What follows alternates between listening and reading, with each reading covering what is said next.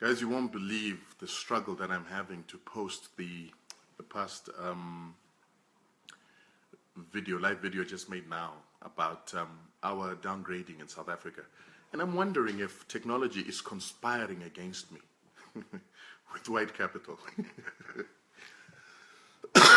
But I'll repeat what it is that I said since I couldn't post the last video. South Africa has been downgraded by S&P. And we are led to believe that because South Africa has been downgraded by S&P, South Africa is going to fall down a cliff. But let's define that for a little moment and let's analyze that for a little moment. Who is S&P? Because from my understanding, S&P Global, the same agency that downgraded South Africa, is an agency that has been sued by the US government and the Australian government for billions because of giving wrong credit ratings. In the United States, they're being sued because they gave fictitious credit ratings for debt and toxic debt that was sold during the credit crisis.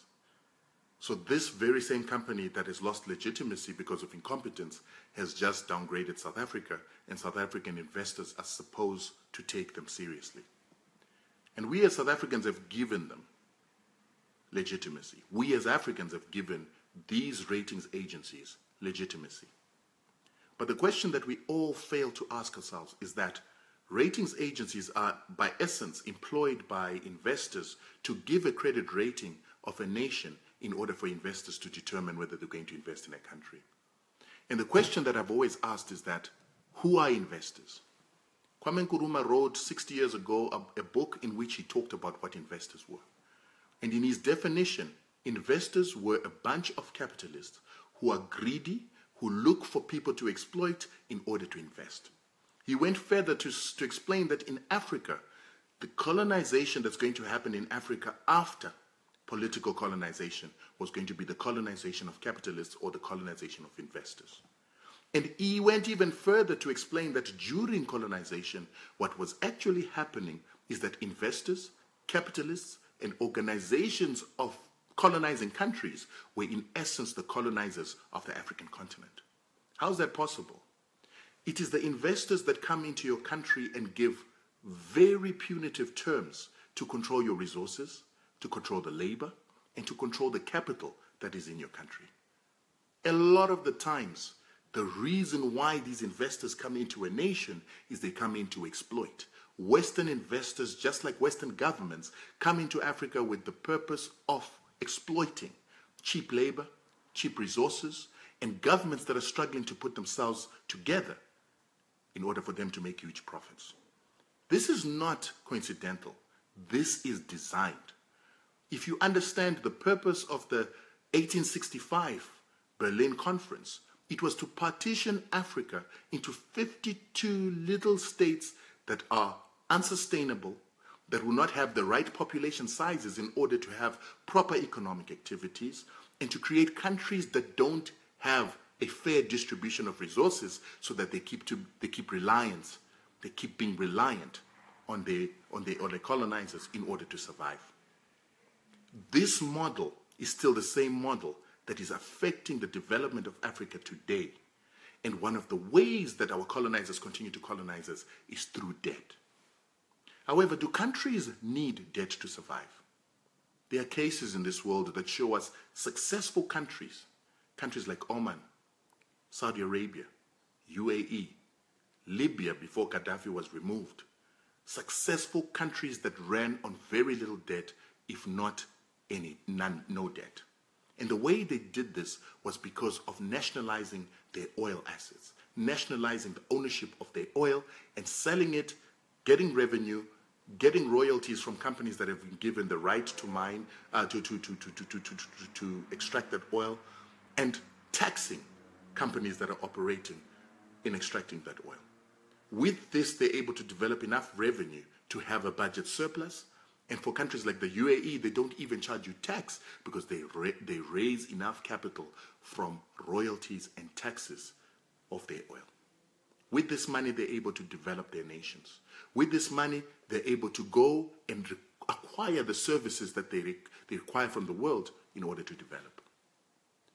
But in Africa, our resources have continuously been controlled by white companies, by foreign companies, by Western companies. We have never had the ability to make enough taxes, enough royalties, enough revenue from our own resources, not because they're not enough, but because we don't own them. So in South Africa, they want you to focus on the argument of getting debt. Get a good credit rating so that you can get debt, but they don't want to allow you to talk about why do we need debt, who owns our assets. The discussion that should be happening in South Africa, the richest country by minerals after Congo, is that why do we need debt? Why do we need to borrow any money when we have so much platinum, so much gold, so much uranium, so much bauxite, so much tungsten, the things that are used by the world every single day for them to create all the goods and services that they sell to us in order to make huge profits. This is the conversation that you're not supposed to have in South Africa. This is the conversation that no African country is supposed to have. And hence, when a country like Zimbabwe has taken control of its resources, it automatically gets put under sanctions so that it can't trade. Once a country like Zimbabwe owns its resources, they automatically put a stop from it borrowing money from multilateral agencies like the IMF so that it cannot develop its people. But like I said, investors are capitalists. Capitalists, in essence, are criminals that take advantage of people that are desperate. Loan sharks that take advantage of people that are desperate in order to exploit them. But Africa's exploitation has been designed. Africa's exploitation has been intentional. Africa's exploitation has been primitive accumulation that has happened over 400 years. Your ancestors gave labor to the Western system and they never got paid. That was slavery. Your ancestors had their land and their resources taken so that they could only have one option to be labor for monopoly capital, and they were never compensated for that. Our ancestors had their resources controlled and owned so that they could not build capital for them to be able to employ that capital in future. These are the reasons you will not have the capital to process your own resources. Under normal circumstances, what usually happened was when Germany tried to do the same to other European countries and control European labor, control European resources, the world went to war twice. Second World War and the First World War. And when they defeated Germany, they made Germany pay reparations in order for those European countries that had been colonized, those European countries that had been taken in hegemony, had to receive some form of reparations. Reparations for the loss of earnings, reparations for the exploitation of their resources, reparations for the inconvenience and the economic impact that came with what Germany did over a 10-year period. But Africa has been colonized for 400 years and there have been no reparations. Africa has been colonized and enslaved for over 400 years with its resources still being owned by the people that stole them, but there have been no reparations, which is the reason you do not have capital. And for that reason, they continue to want to control your resources to force you to get debt in order for you just to survive. But what do we use this debt for? What is this debt used for once we get it? We use that very same debt to support European companies, to buy European products in order for us to survive.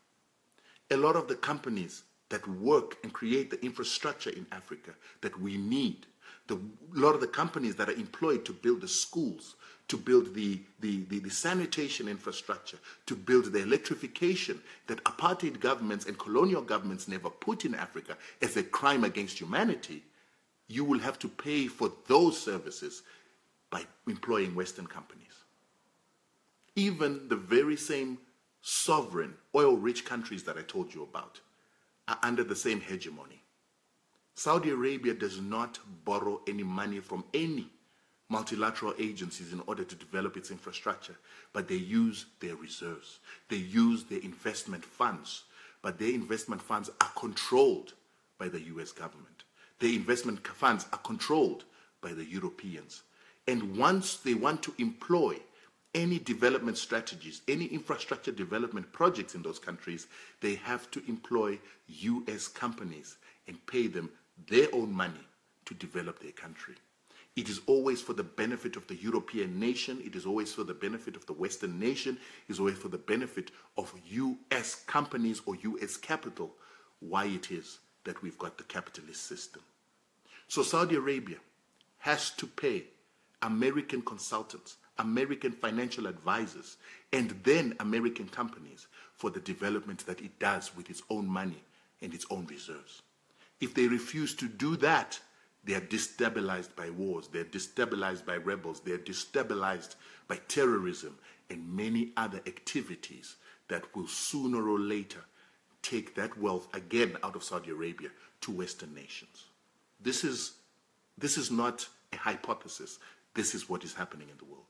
In places like Africa, they continue to control your resources and force you to rely on debt. This is the issue and the fight that is happening in South Africa today. In South Africa, they want South Africans to focus on borrowing money to develop black people, to develop services and deliver services. And they don't want South Africans to talk about who owns the resources. More than 70% of South Africa's resources are not owned by South Africans. They say that the resources of this nation are owned by the government, but the truth of the matter is once a mining license has been given to a company, and that company has developed its plant on a mine or a resource, that resource in effect belongs to the person that is on the mine. 50% of the law is possession.